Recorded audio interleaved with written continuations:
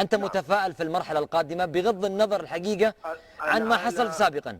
أنا طبيعتي من الصغر إني دائما متفائل. والله يا أستاذ محمد قلت لك أنا ما أبغى أعكر عليك المزاج. ومن توكل على الله فهو حسبه. ما في شك. وأنا متوكل على الله وإن شاء الله ما أقول لك على فكرة أنا ماني تحت أي ضغط. أيوه. والسبب إني كنت تحت أي ضغط أعصابي حتفوز وحكون مريض عضويا. ما عندي أي ضغوط.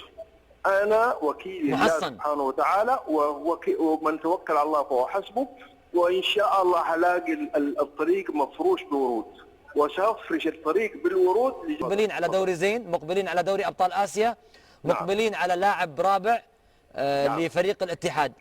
أولى الملفات أو أولى الحقائب الخاصة فيك أو في نادي الاتحاد في هذا الموضوع وين حتكون؟ قلته ده اللي مقبلين عليه جاهزين له. سوزا في النهاية القضية اللي حتى الآن يعني ما ظهر سوزا حتى يرد على كثير من اللي قال عنه قضية في الأمور المالية وفي الأمور الفنية. وقع وإحنا وقعنا معه وإن شاء الله سيكون عندنا بعد يومين بالكثير. من نائب الرئيس الجاي بالنسبة لك؟ يا سيدي لسه بقول لك المجلس. طيب. ما هذا احنا نبغى شيء حصري، احنا نبغى شيء منك يا استاذ محمد. لا انا ما ماني دكتاتور، انا راح يكون ديمقراطيه في مجلس الاداره وكل مين ما عنده بقدر انه يكون نائب رئيس او يكون ممتاز. يكون واحنا معه.